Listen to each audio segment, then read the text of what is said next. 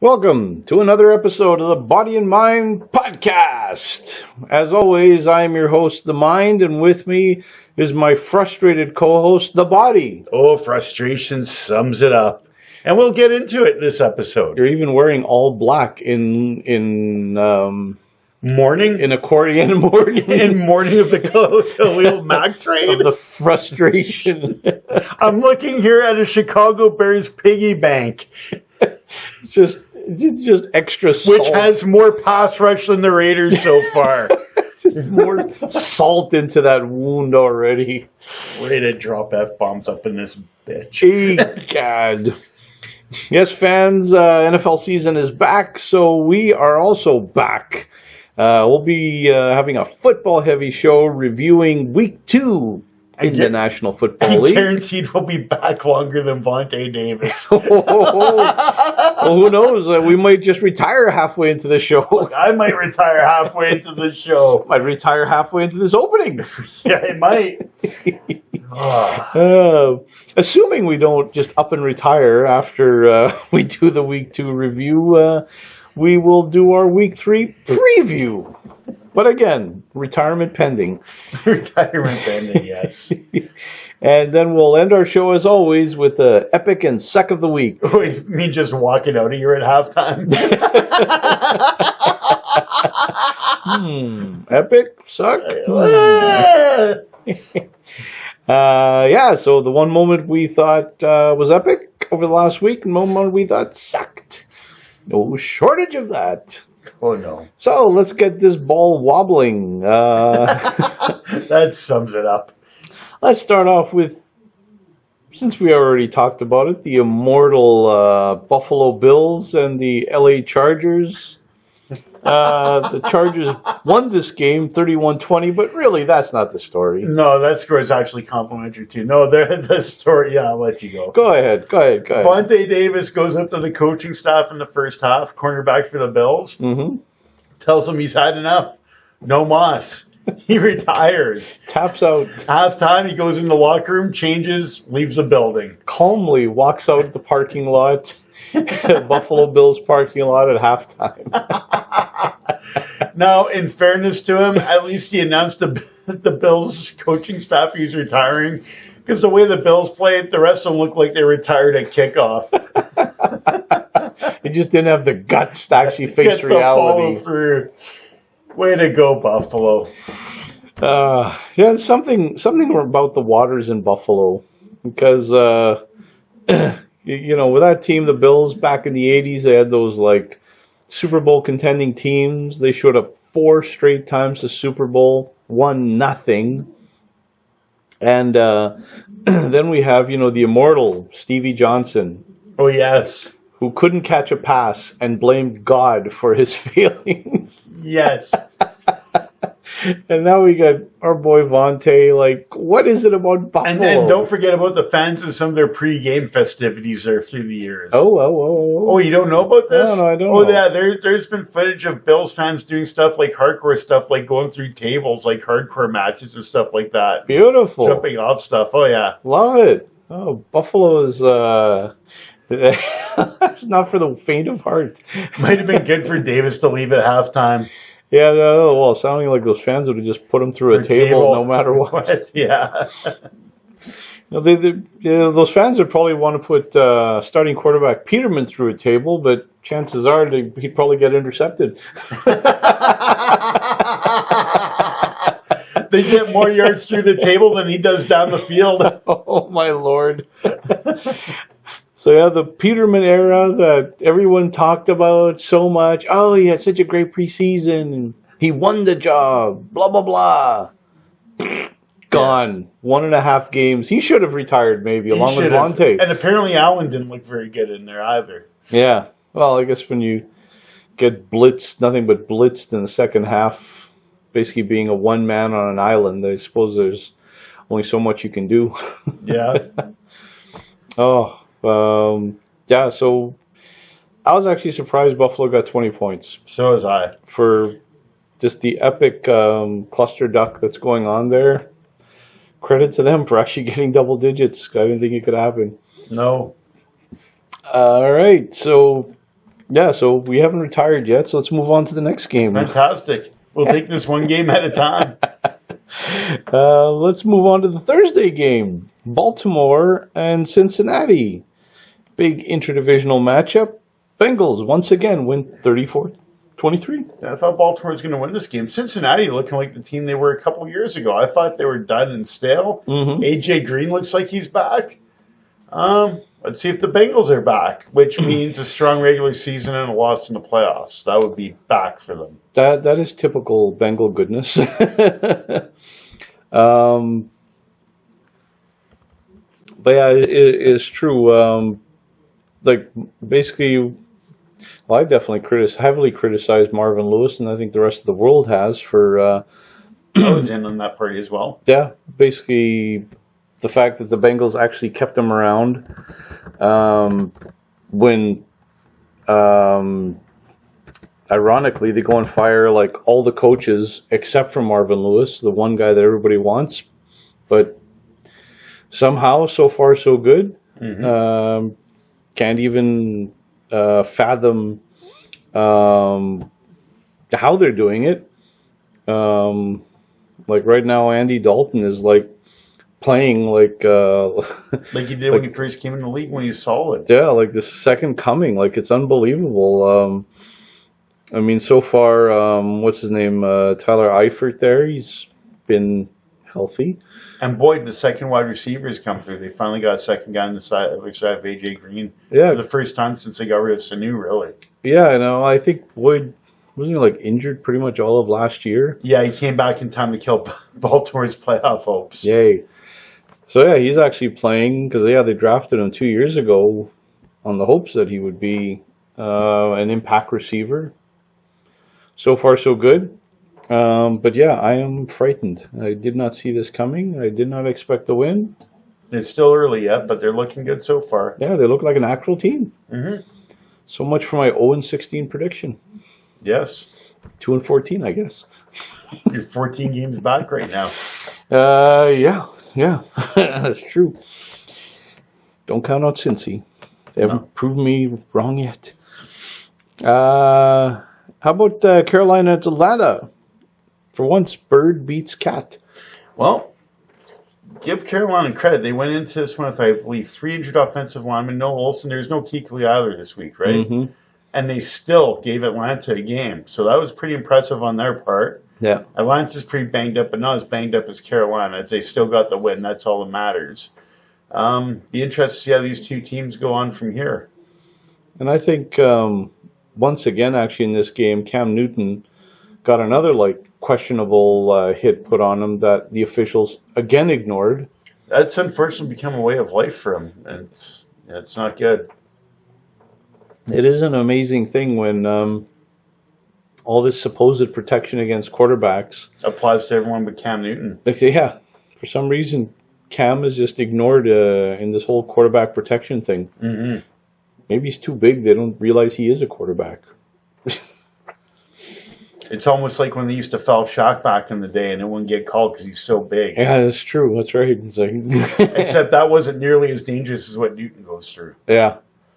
No, I mean, that guy just puts his body on the line. It's insane, every week. Because, quite frankly, he is their offense. He is. Yeah. Speaking of one-man offense, Indianapolis. Big win against your Washington Redskins. Against my Washington Redskins. Isn't that no, right? my team is much more disappointed than the Washington Redskins right now. The Colts looking okay so far at 1-1. Luck playing better than I thought he would. I think Frank Reich's going to be a really good coach. They still got to stock up some talent there, but at least they've got off the schneid already and have looked decent in 2 weeks. Yeah, Luck beating AP. Adrian Peterson having a monster game in the season opener for Washington, but crashed right back down to earth this week. That's just like when we went to Arizona last year. I had that monster game and crashed right back down to earth after that. Yeah. Yeah, so let this be a lesson to you fantasy owners. If he gets traded at some point this season, take him for a week on game one. Yeah, and then dump him. And then waive him after that. Next, we've got Houston and Tennessee. Tennessee winning this game, surprisingly, 20-17. What's going on with Houston? Deshaun still on the mend? It's a good question. During the week, I'm going to pull up my day job, and I like Tennessee. I wake up Sunday morning, and I see they're down to their third string offensive tackle at right tackle. And so when I did my bets on Sunday, I went to Houston, even though I had Tennessee. So Tennessee worked out for me in the pool. I don't know how you go with your third string right tackle against what's supposed to be such a great defense and still win. Yeah. That might be a bigger question than Watson right now. Excuse me. Bless you. So, yeah, I don't know what the bigger question is right now. Houston's defense underachieving or Watson still trying to get it together? Yeah, they gave up 20 points. It's not massive, but... I have a theory, though, about the reason why I took Tennessee, though, on this week. Because New England shut down Watson week 1. And Mike Vrabel is the head coach for Tennessee. Right. And he's running something similar to New England's defensive scheme. So I figured he would just copycat New England against Watson. Right. So that they're probably not such a shock. Young QB just hasn't been able to figure out how to go past that yet. Yeah. And if anyone's going to copycat, it's the guy who's already running the same scheme. It's not like they have to do anything different with different type of talent. So I guess the eternal question, J.J. Watt and Clowney. Clowney didn't play this week. Didn't play again. Didn't play. Are those guys the same guy? No kidding. Starting to wonder if they're the It's same almost guys. like when you have the masked wrestler syndrome. The guy's out of town for 30 days. He's banned. Yeah, well, yeah. He shows up under a mask. Well, it's like Batman and Bruce Wayne. They're never in the same room together. No. Dusty Rhodes and the Midnight Rider. Yeah. It's like, Clowney and Watt, we never see them They're play at the together. same time. I think they're the same guy. I begin to think so. It's like one of them puts on the white paint or whatever, but they're the same guy. It's like, will we ever see a time when they play together and play well together? Yeah, I'm having my doubts. And especially since there's a weak link in the Tennessee offensive line, they still can take advantage of it. Yeah. Mariota when the game banged up. I know they're talking about rotating quarterbacks. I don't know what they did exactly there. I just saw the score after. Yeah.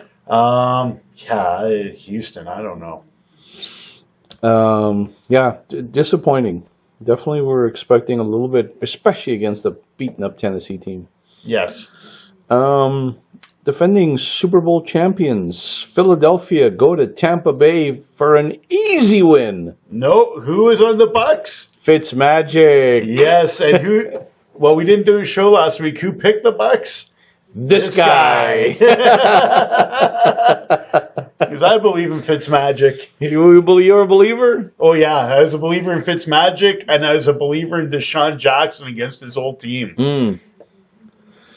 Oh, notice Deshaun Jackson seems to exist again now that Winston isn't throwing him the ball. Yeah, go figure. He looks like Deshaun Jackson of old. That is true. Well, and to celebrate, he gave Fitzpatrick his clothes. Yes, and we'll get more into that later. Needless to say, it was epic. Very nice tease. Very good. Well done. Golf clap. Thank you. So in this game, 27-21 for Tampa Bay. What's going on here? Like the Eagles, just Foles isn't getting it done, or is it just Buccaneers we're just too good for them? Combination. I think Foles isn't getting it done, and the Buccaneers offense. I wasn't a big fan of Dirk Cutter as a play caller. When he became head coach, probably less of a fan. I thought he should have been fired, but this year he handed over the play calling duties to his offensive coordinator. And this guy seems to have a really good rapport with Fitzpatrick, and it's really working out well. And Fitzpatrick has a rapport with Deshaun Jackson.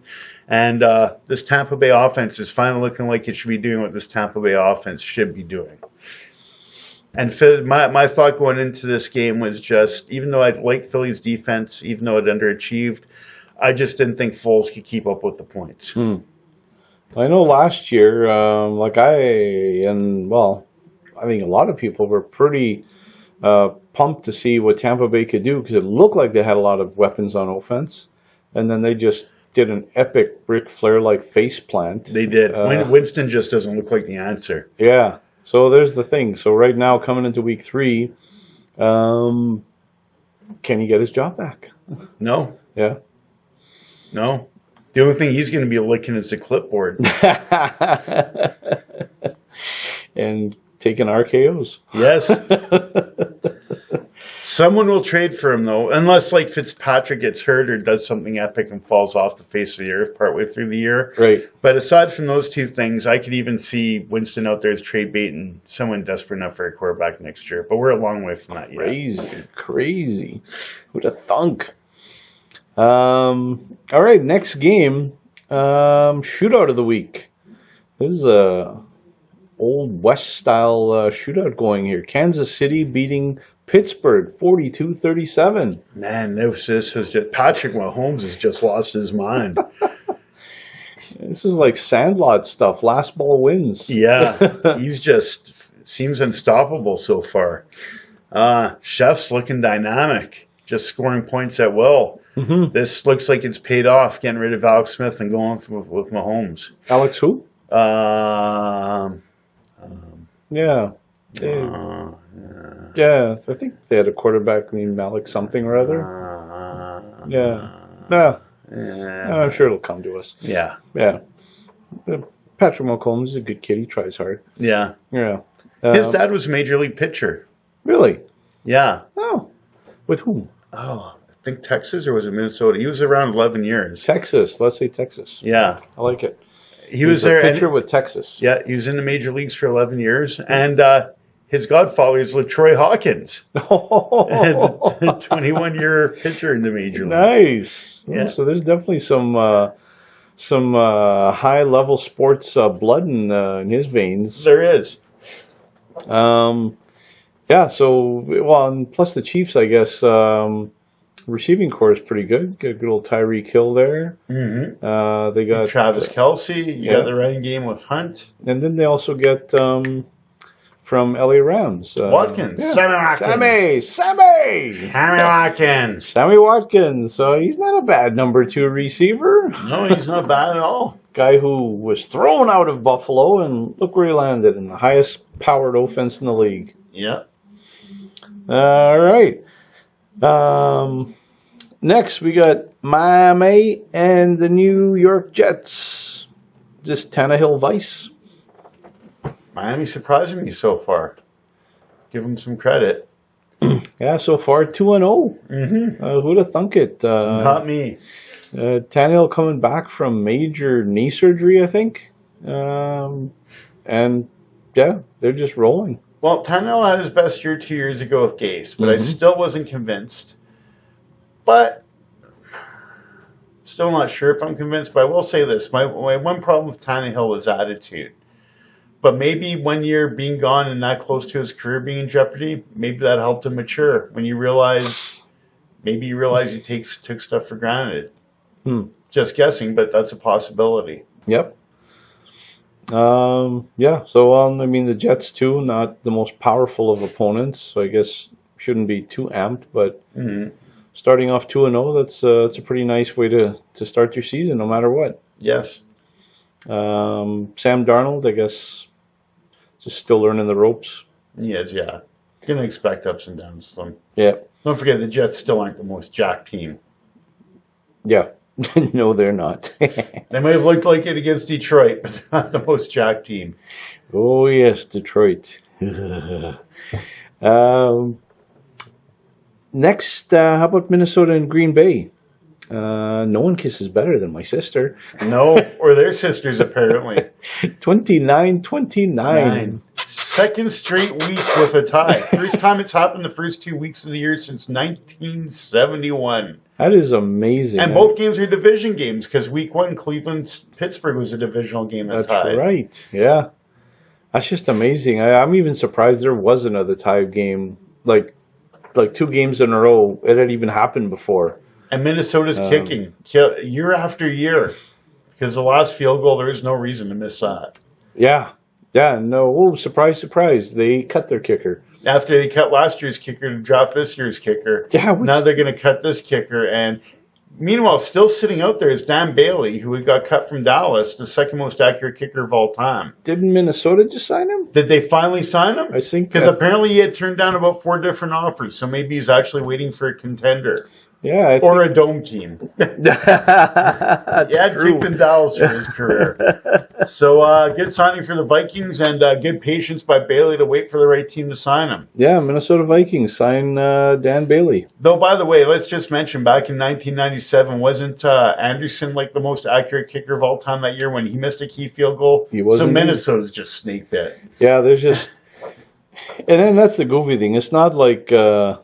Like Cleveland there, where they missed a 52-yard field goal or whatever with a guy playing with like a torn groin or some horribleness like that. This is like a 20-yard chip shot. Oh, yeah. That these Minnesota kickers. This is like a point after. Yeah, constantly keep missing. It was this game. It was what? Was it 2 seasons ago against Seattle, that playoff game? Yeah. Yeah. Last year, Kai Forbath missed 5-point afters on the year.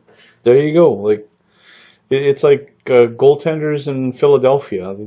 It's just not going to happen. Kickers just they'll never find a kicker in Minnesota. No. Unless Dan Bailey does it. I have unusual faith in him, but we'll see. Yeah, he has been money for most of his career. Mm-hmm. But let's see what they can do. Crazy game, 29-all. So far, Kirk Cousins' era started okay. The offense is rolling. Yes. Defense, though, is... That's 2 weeks in a row now that the Minnesota defense, has given up a decent amount of points. How many points did they give up again in week 1? It was like 27 in week 1 against Jimmy G. Yeah, but Jimmy G's going to score some points. Yeah. But this is supposed to be like the number 1 defense in the league, though. Like, they're not supposed to be allowing points from anyone. Correction, though. Yeah. Correction. Yeah. Correction. And I haven't said, I don't know if I mentioned this on the show last year at all, but I've mentioned it to you. Yeah. This defense is absolutely dominant at home, which they weren't against Jimmy G. Right. They're pretty average on the road. They're good on the road, but they're not what they are at home. So it's a defense with a disclaimer asterisk. Boom. Remember, this defense got 30-something hung up on them by Nick Foles last year in Philadelphia. Disclaimer, do not take this defense on the road. Was it 30 or does it not? No, they didn't look good, even ball control, even if it wasn't many points. But yeah. Yeah. Yeah, they're okay on the road, but they're not what they are if the crowd wins in Minnesota. The defense to be opened at home only. Yes. All right. Solid on the road, decent to solid on the road, dominant at home. Let's continue the topic of a help wanted field goal kicker. Cleveland versus New Orleans. Cleveland also missed 2 field goals at the end of this game. So 2 straight weeks this has killed them. 2 straight weeks and 2 straight field goals, preventing them from a victory. And in the end, Saints win 21-18 in overtime. Otherwise, it would have been another tie. Wow. The Browns have been looking for a different type of perfect season. Oh, sweet baby Jesus. The 0-16. Yes. So what are you seeing from these teams? Like, Cleveland, is their defense playing that good to frustrate a team like New Orleans this much? They are, because, it's 2 straight weeks their defense has played well. And their defense played pretty well last year.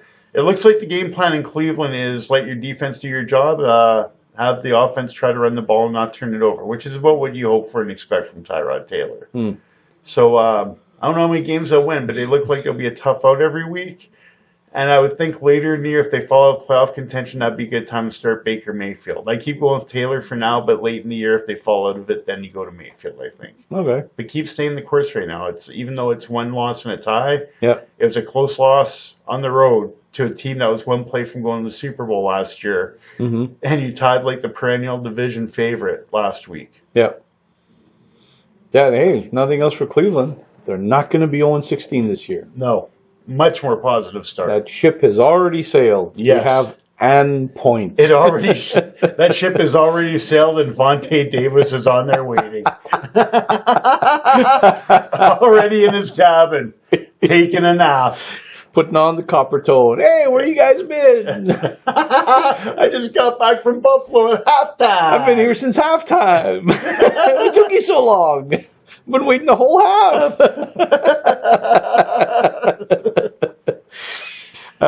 Actually, our next game, Detroit-San Francisco, we could say that Drew Stafford, I guess Vontae played the first half, and really Stafford only played the second half of this game.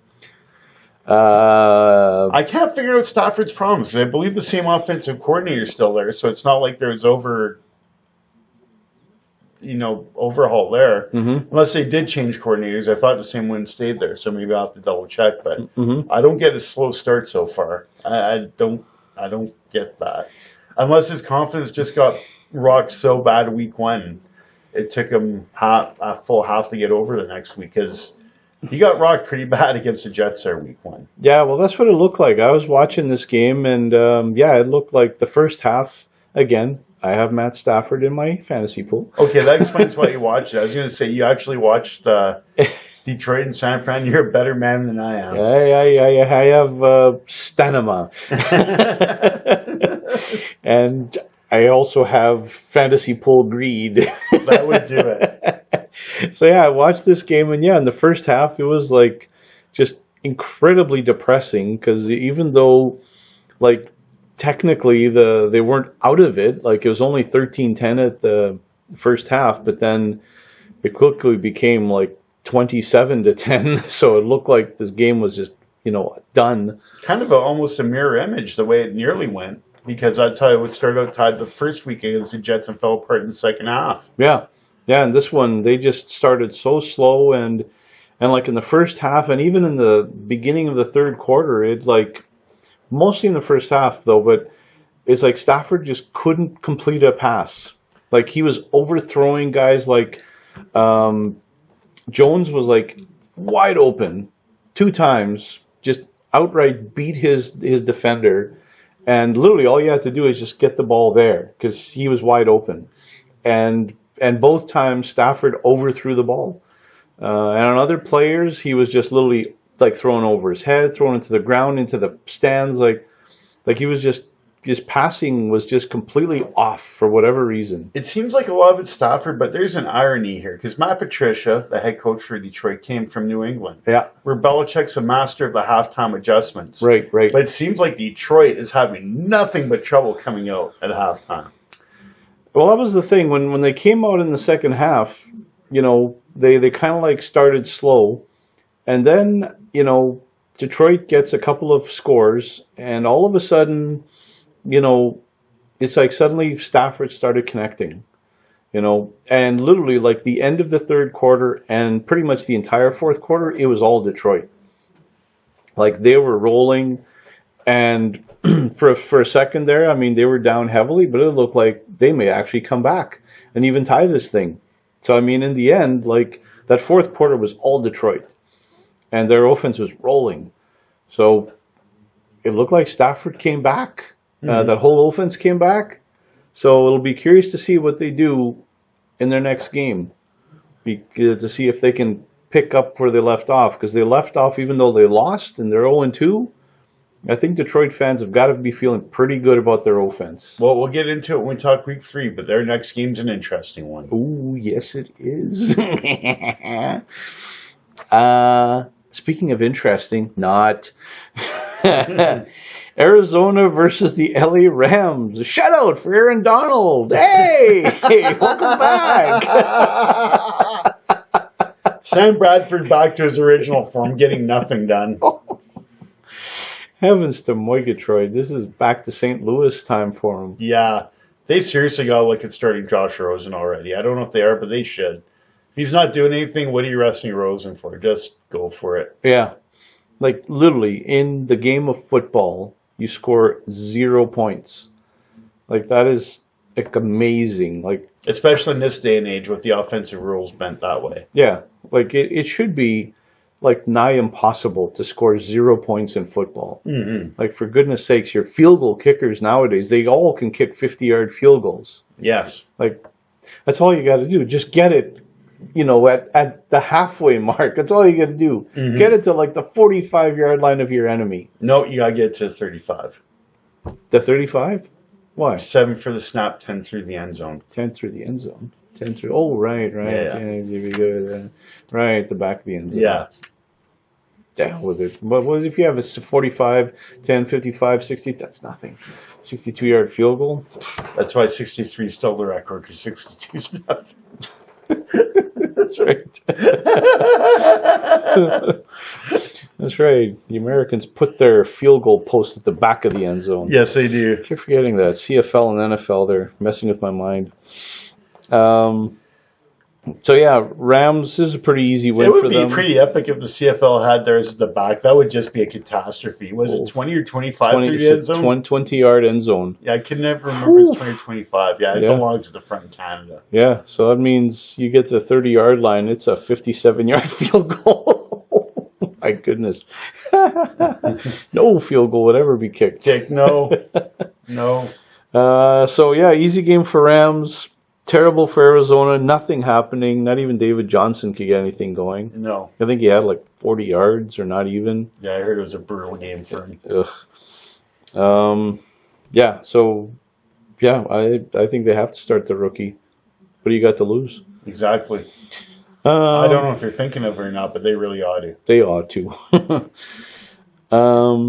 America's team, Jacksonville, played New England this week and won 31-20. They looked fantastic. Blake Bortles looked good. Mm-hmm. They won again. They're 4-0 now without Leonard Fournette in the lineup. That's incredible. Still wouldn't want to go without Fournette regularly in the lineup, but they managed. I don't even say that because I have him in my fantasy pool too. No, they're still a better team with them, but they still manage when they don't have them. Yeah, so they looked impressive this week. Well, it just shows, like a championship level of depth. Mm-hmm. When you can lose like your starting running back, like one of the best running backs in the league right now. Against New England. And so taking away the running game doesn't matter. We're still putting up 30 points, and our defense will frustrate you all day. And Blake Bortles looked good. And Brady was frustrated. I feel pretty good because I remember, like, Bortles, I still wouldn't want this guy to win a game by himself, really. Mm-hmm. But I know last year, before we even started the podcast, I was talking about this in the preseason. When everybody was beating down on Blake Bortles, I wasn't so convinced this guy was done. Mm. And people thought it was kind of crazy, actually. And you look now, he was one play away in the AFC Championship. Well, let's rewind that from last year. You're crazy. Hey, yeah, I got love you. One play away from winning the AFC Championship, and he beat the Patriots this week to go 2-0. Yeah, and a lot of talk has been made about... Because a couple of weeks ago, there's people saying they should trade for Bridgewater to bench Bortles. Right. Well, and really with Jaguars, though, like all the talk for them has basically been their defense. Mm-hmm. That everyone is absolutely amped about this defense. And in in Sunday's game, they proved they were, like, all the hype is real. Mm-hmm. Like, this defense stopped, like, one of the most successful offenses in the last, 15, 20 years. Yeah, it's the best defense in the league. Yeah. So, yeah, defense wins championships. Even in this era. Ah. Speaking of defense, how about Oakland? Oh, here we go. Here we go. This is why we're wearing black. Oakland Raiders. Yeah, I'm all in black today. Even the socks. Like, well done. Even the socks, the shorts. Even my underwear. Even the underwear. Everything. Everything is black. Even his mood. And I'm looking at a Chicago Bear piggy bank to add insult to injury. There's nothing but fury. Now he just sees blackness before him. Yeah. Even our microphone is black. Your laptop is black. This thing over here is black. This unplugged telephone is black. This plug-in is black. And the rotary phone that our agent keeps calling us on is black. It's black. The TV that works on top of the TV that doesn't work is black. And the cell phone that you drop every time we do this show is also black. The skull and crossbones flag by your drum kit is black.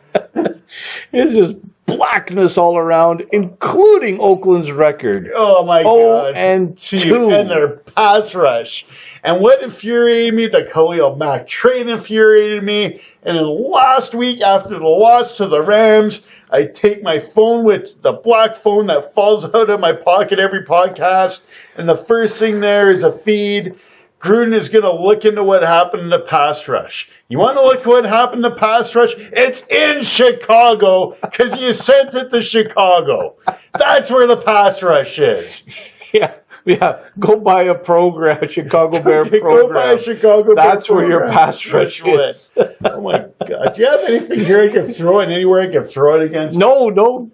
Confound it. Throw nothing. Leave my piggy bank alone. Oh my God. Put that thing down. That thing is like, that's what is this, like a little... It's like a coffee table or something. It's black. It's black. My heart is black. My rage is black. What about the offense? As pitiful as the defense has proven to be, the offense is even more pitiful. 19 points. It's 2 weeks in a row where the offense underwhelms, and yet Gruden is supposed to be this offensive mastermind. His play calling's been okay. Yeah. But, I mean, Derek Carr, he's a decent quarterback, but I'm not convinced. When they signed him a couple years ago, I thought they had to sign him. Mm-hmm. I wanted to see about $20 million or something. He got 25. He hasn't been playing like a $25 million quarterback since he got back from injury a couple years ago. In the last 2 years, I don't think he's been played like a $5 million quarterback. No, he's played better than Sam Bradford. He's played okay, but nothing special. I don't know. The offense just seems out of sync. It's just sending me into a rage. Really, watching this game, for me, it just seemed like the Broncos won by default. Well, what happens is this. I've seen the same thing 2 straight weeks now. The Raiders start out good, and then in the second half, when the other team figures out they can run the ball, the Raiders can't stop it even when they see it coming. And it all goes downhill from there. Ugh. More blackness ahead? More blackness ahead. By the way, one other thing. When the Mack trade first happened, I didn't think Gruden had much to do with it. I was more mad at Reggie McKenzie, but I saw an article on Deadspin that apparently Gruden was behind the trade because I guess they're working towards Gruden getting more power and McKenzie might be gone next year. Apparently McKenzie didn't want to make the trade. Wow. So now I got to admit I'm kind of regretting the Gruden thing.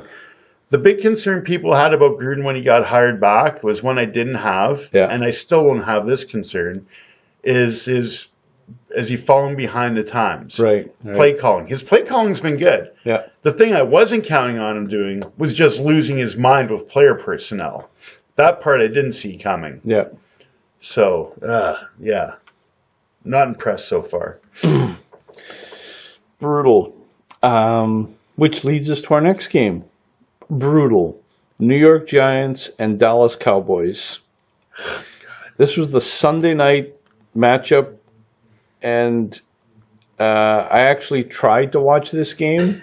I went to bed early because I was ill, and I think the illness may have saved me from the suffering of this beast. I was like... It was my body protecting me from seeing this. Your body... defended you well. Your immune system did its job. It let me down at a perfect time when it should. Because this game, I started watching it and I couldn't do it anymore to myself. Like, this game was so boring. It was so poorly played. This is basically the things you do when you capture, a terrorist or a criminal and you want to interrogate them. Well, you show them this game. Oh, that would work. And it's like, you tell us what we want to know, or we're going to make you watch this whole game. Oh, no. It's like, whatever you want to know, we'll spill everything. Please don't make me watch this thing. Don't, for the love of God, whoever. For the love of my mother, my father. I don't even believe in religion, but for the love of whoever's got. That's right. For the love of myself, for the love of people I even hate, don't make me watch this. For the love of human decency, don't do this to me. Even for the love of human indecency, this is too far. I mean, I think, like the 80-some thousand fans in Dallas, I think they could have, like, brought up the Geneva Convention on inhuman treatment to people. So it was about as bad as I thought it would be. It was horrifying. Like, the Giants are a disgrace. Like, they can't do anything. Their offensive line can't block. The Eli Manning can't throw a pass anymore. I thought it wasn't so much him, but it looks like it is him. Yeah, he just can't pass. And the offensive line, I didn't think it'd be great this year, but I thought it'd be improved. You'd have the running game, but it sounds like it's just as bad as it was last year. Yeah, and on the other side, it's literally the Dak Prescott show. Like, he has nobody to throw to, amazingly. And their offensive line's banged up beyond belief. Their offense is banged up. I mean, Ezekiel, he's doing his thing, but really, it was a case of, I mean, I can't say somebody had to win, because apparently you don't have to win the NFL anymore. You can just tie. Kiss your sister. Kiss your sister. But yeah, this is a terrible game, and really, one of these games just won by default. It's like Oakland and Denver. Like, somebody won just because, whatever. Mm-hmm. I guess somebody had to win, but not that either team deserves a victory. Everyone lost in this game. Including the fans. Especially the fans. Even though their team won. They lost. And finally, our last game of the week was the Monday Nighter. Good old Seattle against the piggy bank Chicago Bears. I can't even watch Bears games because I can't watch Khalil Mack doing what he should be doing in Oakland. And he was doing it all night. Again, second straight week. Again. Obviously, doesn't need a training camp, doesn't need preseason. Forget it. Just put me in right away. I'll just dominate. Mm-hmm. So, yeah, it was definitely all Mac all the time. Chicago looking good. The offense is basically just doing enough to stick around in games, and the defense is just basically taking over. Mm-hmm. And once again, Russell Wilson looking like he stole a television because he was running he was running with a mission. Running for his life. Running for a purpose. Definitely. Right now, who has the worst offensive line, the Giants or Seattle? I got to say Seattle. The one thing is Seattle hasn't been home yet, so we'll see how they are next week. At least the Giants had a meltdown at home, but it's going to be pretty close. They're both pretty awful. Yeah, they're just brutal. I mean, the Giants' offensive line is horrifying. What's it say when Carolina misses 3 offensive linemen? They play better than either one of those lines. Mm-hmm. Yeah, it's brutal. It's going to be a rough season for both the Giants and the Seahawks. Yeah. So with that is our review of week number 2. Hey, nobody retired. Hey, well, we're halfway through the show, and we're coming back for the second half. Might be time to go. I even outlasted Vontae Davis through my rage. Well, your rage isn't over yet because we got some week 3 games we want to preview. Awesome. So let's get to that. First game we want to review for week 3 is the New York Jets and Cleveland Browns. Is it Baker time yet? No, you stick with Taylor right now. I think this will be a pretty good game. It could go either way. I'm going to go with Cleveland this one. Their defense is just playing that well. All right. Yeah, this looks like... But I think it's going to be... I'm usually not a Thursday night fan, but I think this will be a good game. Right. Yeah, your disdain for Thursday night games is well documented. Yes, it is. So it actually says something when even this game is catching your attention. Mm-hmm. Yeah, I too am actually looking forward to this game. Even Baltimore Cincy got my attention a bit last week. Maybe I'm easing up on them. We'll see as the season progresses. Yeah. Mind you, I haven't seen Color Rush jerseys yet, and something about that drives me crazy, too. I think they got rid of them this year. Yeah, I hope they're gone for the year. I think they ended that Last year was the last season. Mm-hmm. So, yeah, let's cross every finger. No more color rush ever again. The other thing is, this is early in the year. Later in the year, I'm more opposed to these because I think teams are too worn down and be playing on 4 days rest as the season progresses. But we'll see. All right. Big divisional rivalry coming up this week. New Orleans and Atlanta. Really good game. Could go either way. I kind of like the Saints here. In Atlanta. Yeah. This is one of those weird series where you sometimes see these two teams win the road games. Mm-hmm. Not always, but yeah, this series gets a little weird sometimes. Well, it should be, this should be a fun game because it's like two powerful offenses and defenses that should be competent. Like actually, Saints were looking pretty good last year. So far this year, But this has kind of like game of the week written all over it. I agree. I think this one could go either way, though. Like, I'm giving a nod to the Saints, but it could really go either way. Nice. Green Bay, Washington is one we want to look at. Is one-legged Rodgers enough? Good question. Usually I would like Green Bay over Washington, even in Washington. But Green Bay is a bit better at home. Don't like to bet against Aaron Rodgers, but he is on one leg.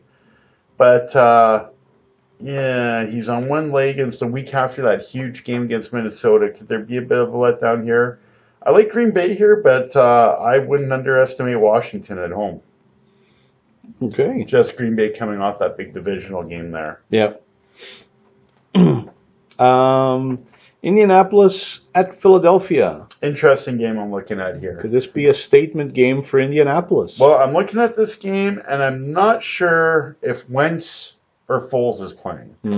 Let's go to if Wentz is playing first.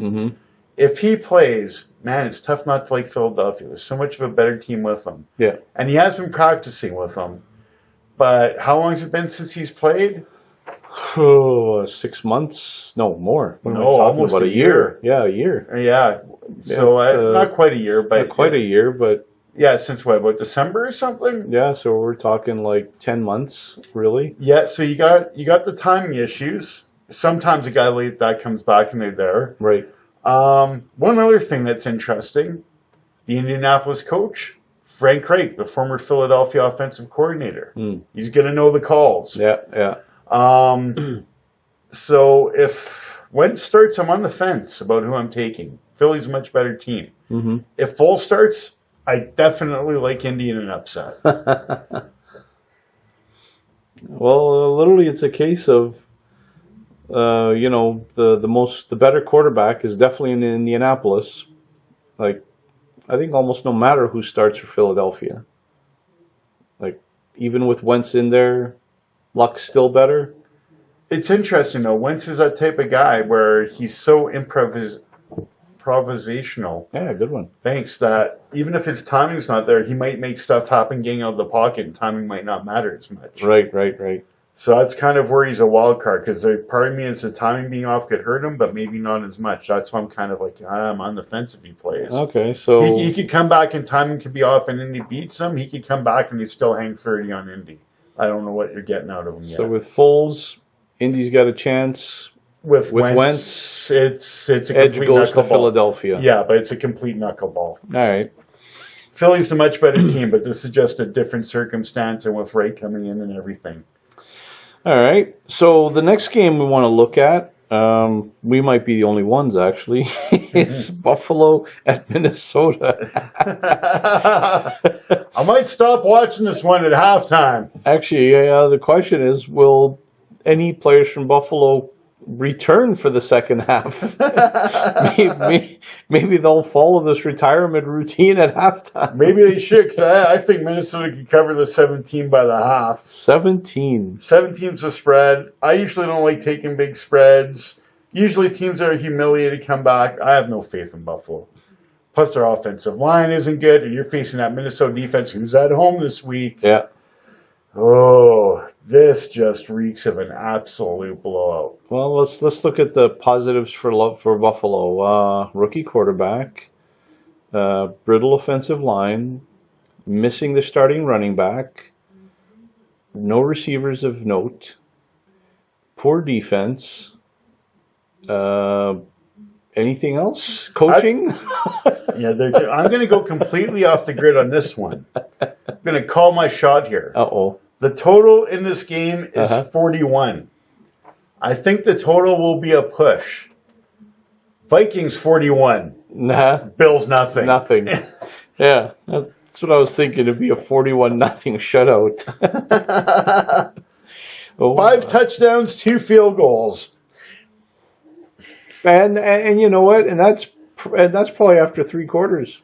Yeah. Minnesota will probably put in their subs in the 4th quarter just to give their starters a break. And they'll call the game because Buffalo just walked out of the stadium. At least their fans will. Their fans might retire. Vontae Davis will be driving the bus. Buffalo fans might just retire from football altogether. Oh, Buffalo, my goodness. And then when hockey season comes, they can retire from that too. One set of teams who we pretty confident won't be retiring anytime soon is Cincinnati at Carolina. I like the upset here. Can the Bengals win another 34-23 game? Well, because so far both their wins have been 34-23. Well, I like them to win. I know about 34-23. Now, but Carolina's really banged up. Now, having said that, as banged up as they were, they gave Atlanta a legit game last weekend. Yep. So you can't underestimate them. But I like Cincinnati, even though it's on the road against this really banged up Carolina team, and Cincinnati coming off a long week of preparation because of the Thursday night game. That's true. Against this banged up team. I'll give the edge to Cincinnati. Don't write off Carolina, but I really like the Bengals in this one. That's a good point about the extra long weekend of preparation. And against a banged up team. Yep. No, that's good. If anyone needs the extra time, it's probably Carolina. That's true. Well, sucks to be them. 34-23. 34-23 Bengals. I will laugh if that's the final. We're 2 for 2 so far with 34-23. Why not make it 3? Go for the natural hat trick.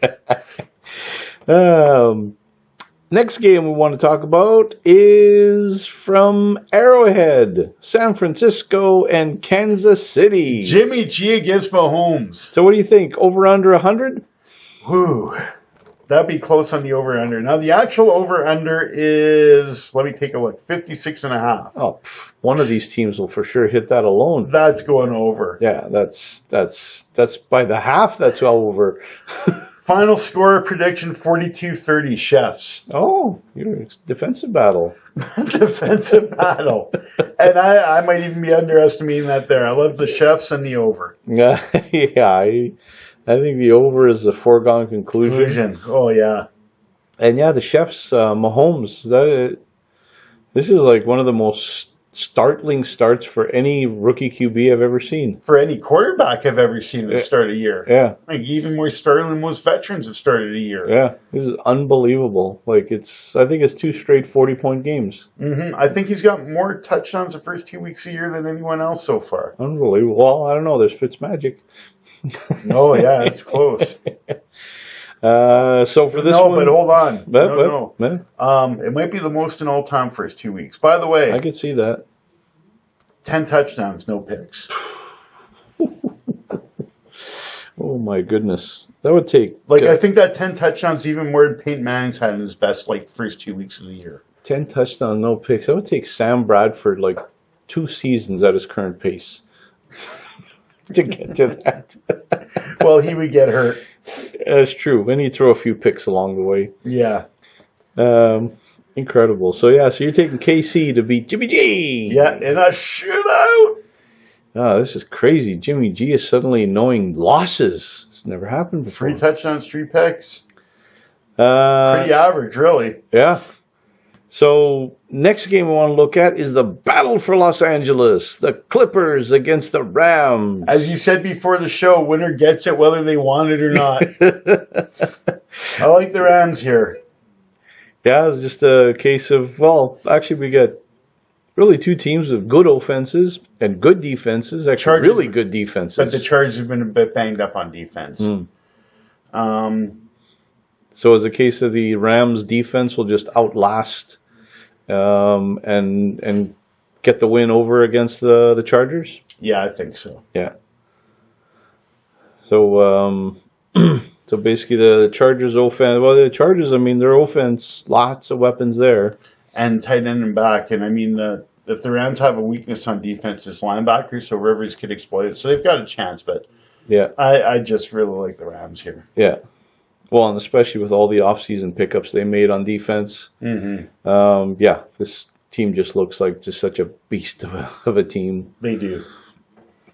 All right, Rams get to keep Los Angeles. Next, New England at Detroit, St. Patricia. Matt Patricia sees his old employers. The young Padawan comes back to meet the master. Oh, the Padawan's taking a beatdown so far. Yes, he has. He's 0-2. The master's coming off a loss, so you know they're not going to be in a good mood. Ooh, loving the Patriots here. And actually, pretty much all of Belichick's former assistants who've gone on to become coaches have failed miserably as coaches. No, that's true. So someone else brought that up to me this week, actually a New England fan. It's funny. All his assistants have gone on to fail miserably. You know whose assistants have gone on to succeed magnificently? Andy Reid's. Doug Peterson. That's true. I'm trying to think of some of the others out there. There's a few out there. Yeah. But yeah, his have actually gone on to do well. Yeah. Belichick's not so much. No. This is Belichick. And by the way, it's Matt Stafford against a team probably going to the playoffs. Oh, that's right. The 5-42. The 5-42 record. Oh, I don't like this at all. No. Well, let's make that 6-42 then in this one, because I got him in the pool. Yeah, you make it what you want to. So is Detroit going to pick up where they left off, or is New England, an angry New England, going to school Detroit and Patricia? I think New England's going to win a relatively ugly, not so entertaining game. Oh, okay. It's like old school mud football type thing? Not mud. I think like a 34-24, but you ever see those games where you see some scoring, but it just seems kind of... Hey, only the Bengals get that score. Well, no, that's 34-23. Well, all right, fine. But it's one of those games, you'll see some points, but it's just something about the game you can't put your finger on. It's like, I could be doing something better right now. Yeah, that strikes me as one of those games. So it's a game you'll probably tune in, and by halftime you'll tune out. Yeah. Yeah. All right. And last, the game that we've lovingly handpicked for you. Oh, yes. Is Pittsburgh at Tampa Bay. I tell you, this is where Pittsburgh excels. When they're in trouble and people count them out and they usually come back and win. They might this week, but man, I love the Buccaneers as 1.5 underdogs at home. I'm believing in Fitz magic. I don't think Pittsburgh can stop them. And Pittsburgh's offense, kind of like Minnesota's defense, is not the same when they get outside of Pittsburgh. Right. I don't think they can keep with the points. I will take Tampa Bay this game. Would having Le'Veon Bell help their cause? No. No? No. So you find they're not really missing them right now? I just don't think they score as much on the road even when they have them. I think they're the offensive version of what Minnesota is on defense. They rack up points at home. When they get out on the road, they're not the same offense. So should the Buccaneers put up another 40-burger on Pittsburgh, will Fitzpatrick show up at another press conference wearing more of Deshaun Jackson's clothes? No, I think it'll be something else we don't see coming. Ooh, a big hat? Yeah, the thing is, I don't know what's coming. It'll be something we don't see coming. It's got to be a big hat. The Deshaun Jackson thing was just awesome. And just some of his answers, too, at the podium were epic. Yeah, it's like, is any of what you're wearing yours? The chest hair is. Yeah. And of course, let's not forget Fitzpatrick, who does the beard high five with his offensive lineman. That's fantastic. If you haven't seen it, fans, you have to watch it. Fitzpatrick, and I forget the name of the offensive lineman he does it, but they both have epic, waist-long beards, and they do a beard high five. No hands, just beards. Wherever he goes, players just love him. And you can see why. Mm-hmm. You can see why. So there we go. Those are the Week 3 games that we think you should be paying attention to. And that now brings us to the last last segment of our show, which is, as always, the epic and suck of the week. The moment we thought was epic and the moment we thought sucked in the past week. Body, take it away. Okay, the epic for me, Fitzpatrick's post-game press conference where he dressed in Deshaun Jackson's clothes and chains. It was just epic. You have to see it to believe it and do it justice. At one point, he was asked if anything he's wearing was his, and he said his chest hair. And there's a few other just epic answers. It was incredible. He had the chain going. My epic hate. Oh, absolute hate. And this goes hand in hand. It's actually two things. Oakland and watching their defense. The John Gruden thing, you know, when he got hired, the question was whether the play calling would be out of date. His play calling's actually been okay. It's not been the problem. I was right about that. I didn't expect him to lose his mind with personnel because apparently it's right. I thought maybe he would be against this trade. Apparently he supported it, and Reggie McKenzie was against it. So I've gone pro McKenzie. My other epic that goes hand in hand with it is I can't even watch the Chicago Bears game because I see Mac doing stuff he should be doing in Oakland. Yep. It's just killing me right now. So the epic like Fitzpatrick, the epic hatred, the Oakland situation, and then John Gruden and his story this week, which I think I mentioned earlier. What happened in the pass rush? It's in Chicago, dumbass, because he sent it there. Good job. Good job, John Gruden. So this week it wasn't an epic and suck, it was an epic and hate of the week. Yes. My epic and suck of the week, my epic is Matt Hardy retirement. Although it's not an epic, I'm not happy that he retired, but I am happy for his career because one of the finest wrestlers we've seen in 2 decades of wrestling. Him and his brother, just pure high-flying goodness. They pretty much started the whole TLC thing, tables, ladders, and chairs matches. With Edge and Christian. Yep. Because the Dudley Boys. Yes. So the whole TLC, you had really the Dudley Boys were the tables guys. Mm-hmm. The Hardys were the ladder guys, and then Edge and Christian were the chair guys. The concerto. The concerto, exactly. So these guys were like pretty much one of the, godfathers, pioneers of like hardcore wrestling. So pretty wild that a high-flying team would also be one of the toughest teams out there. Mm-hmm. But yeah, Matt Hardy, epic tag team matches with his brother.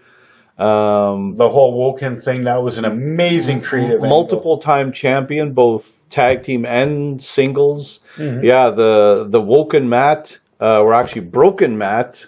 Broken Matt was the better one. That's what I meant. Broken Matt in TNA. When he actually had creative control in it. Much better when WWE took over the Woken Matt. That's right. And he had Final Deletion, the Lake of Reincarnation.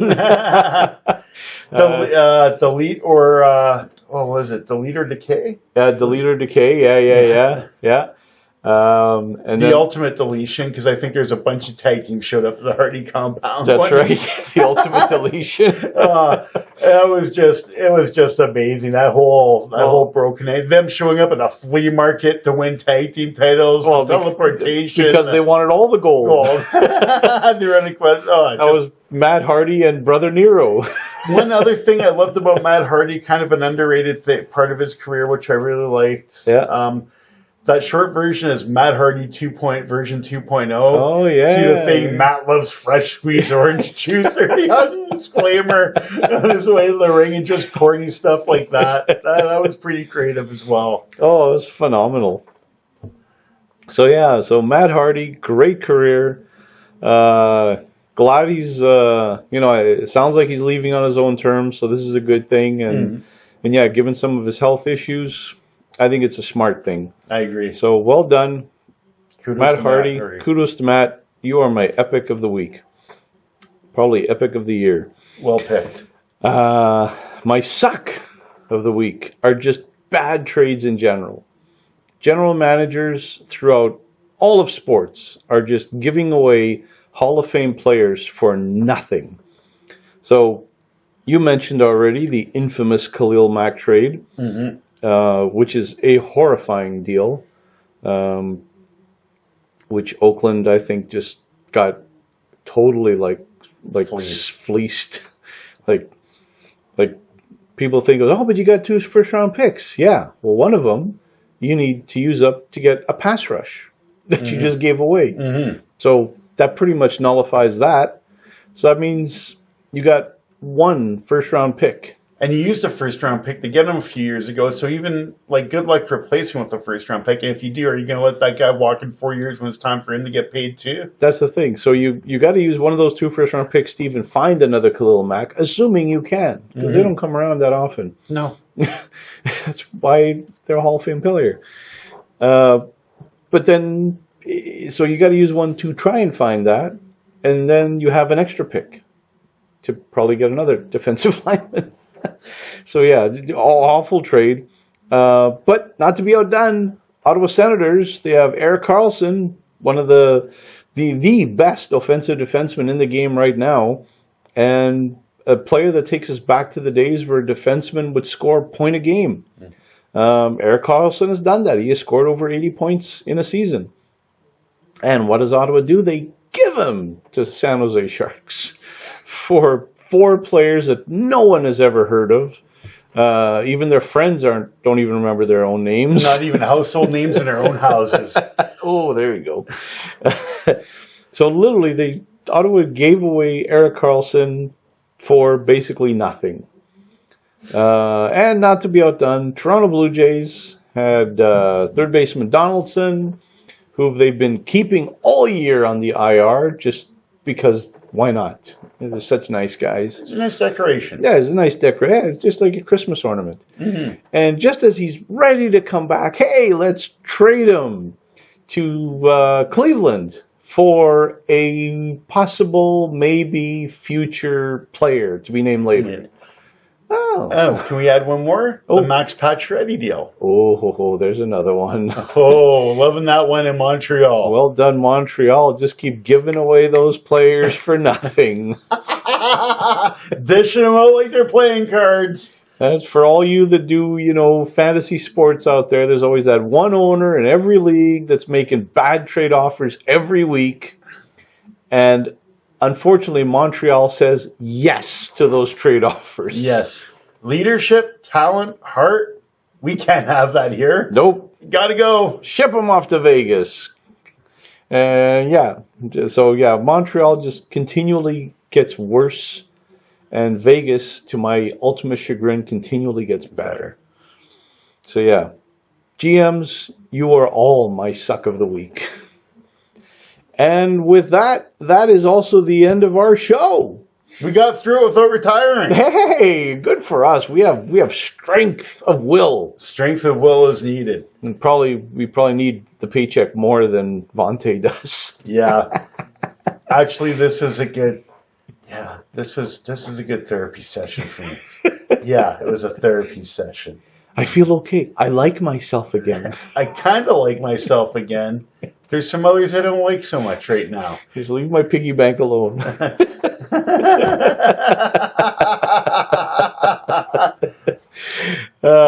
So once again, thank you all for listening. Please remember to subscribe and like our channel. Body, thanks again for another show. Great show. It's been a pleasure venting. Thanks, man. And thank you all for listening to another episode of the Body and Mind Podcast.